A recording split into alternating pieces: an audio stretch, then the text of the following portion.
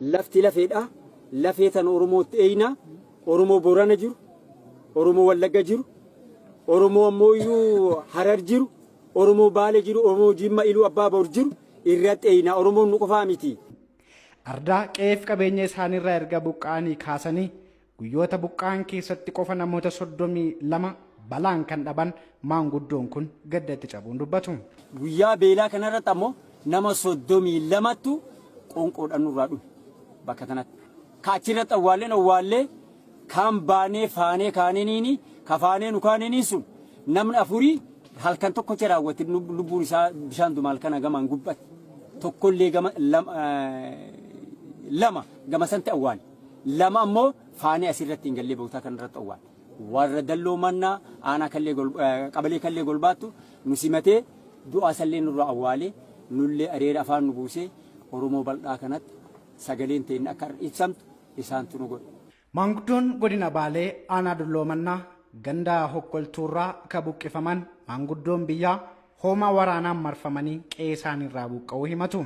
Ganda hokkoltuurraa wanni nu kaase diinan nu kaase diinni waggaa 30 wal dhabne haga namni numarraa du'u koortii nu lawwatee waan meeshaa qabu harka nu laatu hagoonuu ka jedhu yaada akkanaa nu godhate yaadni kun ka'ee dachii nutti ijaarte kaambii waraanaa nu marsite bakka irraa baanu dha.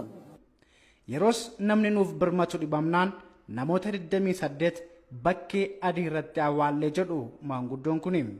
Ambi kun mala isiin nu baaftee agarree malli kun mala harka nu kennachiisu nuyi waggaa 30 armarraa raawwate ka du'aan lafa jiru lafeen nama kennaa dachii tana jiru ka ammootinuu jiraataa jiru deebinee seenaa badaa irratti hin galmeessinu.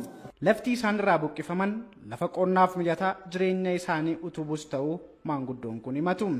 Lafti sun lafa jallisii qabdu lafa kalee nuti jiraanne nu dhiisi Oromoon hundiyyuu itti jiraatuu dandeetu. Lafa Oromoon itti jiraatuu dandeetu lammiin Oromoo kamiyyuu ta'ee itti jiraatuu danda'a. Dhimma lafa kanaaf harkatti deeffachuuf aanaa isaaniitii haga godinaatis haga Oromiyaatti deemanii himatanis deebii kan dhaban ta'uu maanguddoon kun himu. Lafa kaleessa irra jiraannu jiruu irraa dhabne aanatti mannee godinatti mannee Oromiyaadha inni lafa sanii jennee miilanuu deemnee Oromiyaatti dha.